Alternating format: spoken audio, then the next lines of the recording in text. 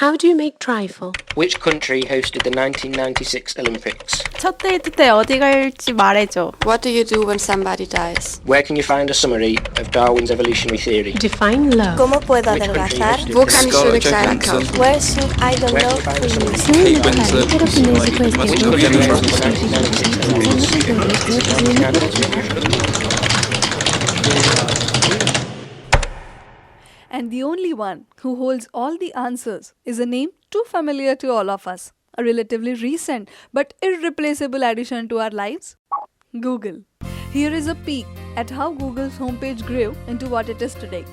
Its birth, its growth, and its popularity. Google started off as a two-man show in 1998.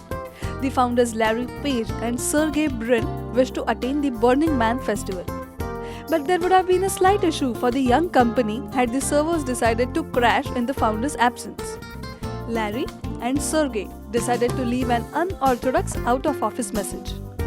It was a stick figure of a burning man, the first ever Google Doodle. It had accidentally become an ingrained characteristic of Google since the early days of the company. The one-off later became an occasional tradition when Google found what they call an engineer intern who can draw. Dennis Hong. He was asked to doodle for holidays and festive seasons as and when he felt up to it to begin with. Some of us may remember the early Halloween with laughing pumpkins and Easter Sunday with cracked eggs, or the handsome logo for Father's Day sporting a hat and a tie. Thanksgiving, Valentine's Day and 4th of July were some of the other celebrated doodles. The logo of a company and its unchanged nature is usually the most important aspect of brand recognition for the company. Google had breached that code by toying with its own logo so early on. Google had started off with basic clip art and simple cartoons, which later grew into drawings and illustrations.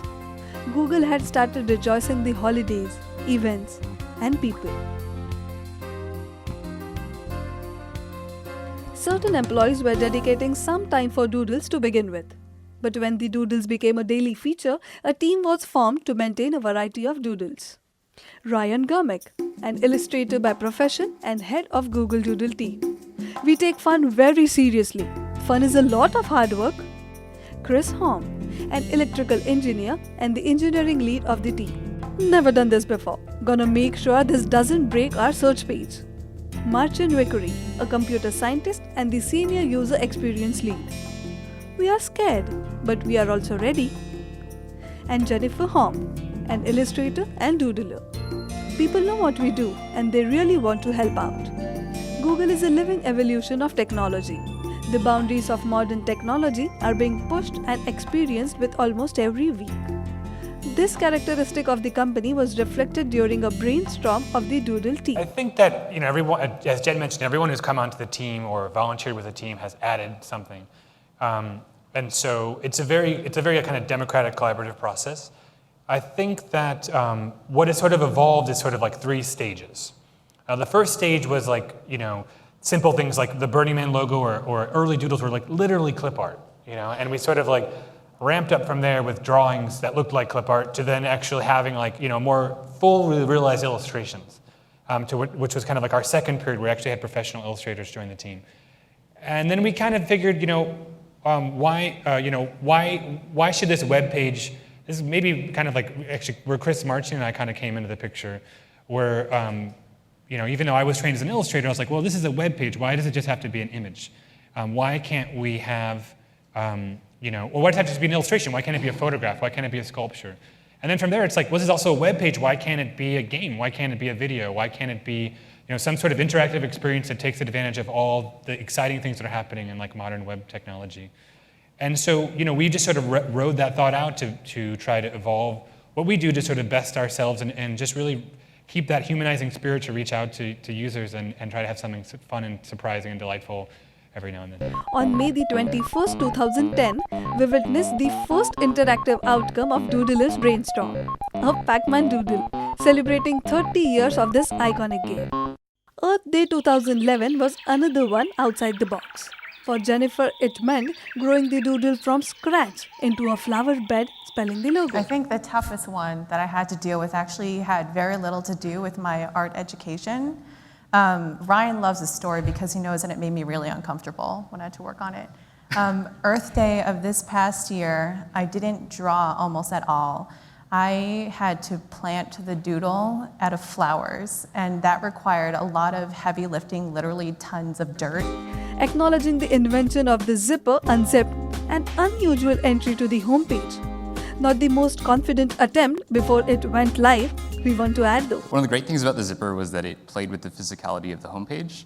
And it's something that everyone's familiar with, and you see that zipper up there, and you're like, oh, I have to unzip that, right? And you click on it, and like, it actually works, right? So I think that's kind of the surprising thing, like, oh, nobody would waste their time to make this actually unzip, but no, we went there. But there's a lot of technologies going on behind the scene there where, if you see in the video, the search result page is actually visible behind it, behind the jacket. So as you click, we're actually doing the query in the background. How do the team members decide which doodles they are responsible for? Well, a democratic decision we are told, unless the team leader decides to claim responsibility for a Popeye doodle, because he's a huge fan. I love Popeye, and actually one thing I would like to point out is that we didn't celebrate Popeye, we celebrated E.C. Segar, who was the artist who created Popeye. But Popeye was his most famous character. But if you look at some of my doodles, I've burned the logo, I made Jennifer grow and then wilt the logo. And I thought it'd be really great if Popeye was punching the logo into a can of spinach. So this was like my first sketch, and then eventually I got a little more serious about making it look like Popeye, and realized that Olive Oyl, although she's a love interest of many of us,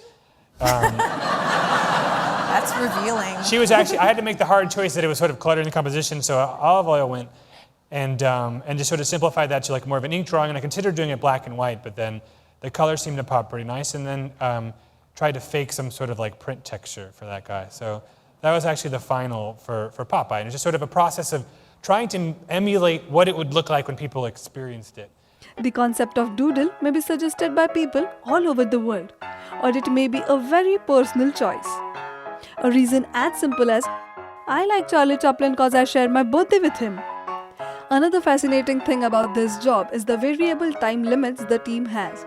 Some doodles have to be up and live within 4 hours of the thought, while others, like Olympic 2012 doodles, they have well over 6 months to ready themselves for.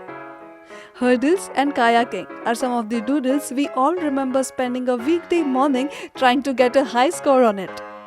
Not the creator though, not too good at hurdles, he We says. also had this new technology that just came out that you could actually plug in your game controller to your computer, right?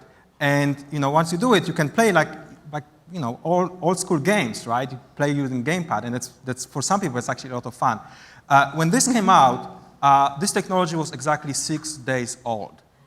So we were petrified. Like Chris, alert level 9 or whatever, right? So the thing is that we want to try, right? It seemed like a perfect fit because it's a game and we want people to get excited about the fact that now can use gamepad to play web games, right? It's never happened before. But Chris and engineers on the team have this amazing infrastructure so that if in a case anything goes wrong, we can fix it. Something doesn't break once in a while, probably means like you weren't trying hard enough, So I think, we're scared, but, we're also ready. Officers all over the world suggest local, regional, and international concepts. Ryan puts it very aptly once again. We find things we are passionate about, and we find passion in things that we do. It is also an honor to see the doodles put to use for creating personal content. Do you remember the guitar and synthesizer doodles? Well, this guy definitely does, and he made the best use of it when the doodle was live. The guy just posted this doodle of himself, this video of himself playing with the Moog doodle, and he's I'm not sure that he's the world's greatest musician, but it captures a moment in time of somebody going to the Google homepage and just like communing with it. I don't know if I've ever been so into something in my life. But this young man had the foresight to put on the camera and just, show to the world with like reckless abandon I mean, this is an emotional moment this guy's having. It's all about the idea. It's all about celebrating people and celebrating events. Doodle wants to make the 5 seconds we spend on their homepage very delightful, without getting in the way of people who don't care much about it. It's weaving the world by finding similarities to celebrate. In a race of life to that unknown destination, we may be forgetting to enjoy our journey there. Those few seconds that we spend on Google are trying to do nothing more than to return those small moments by celebrating large events.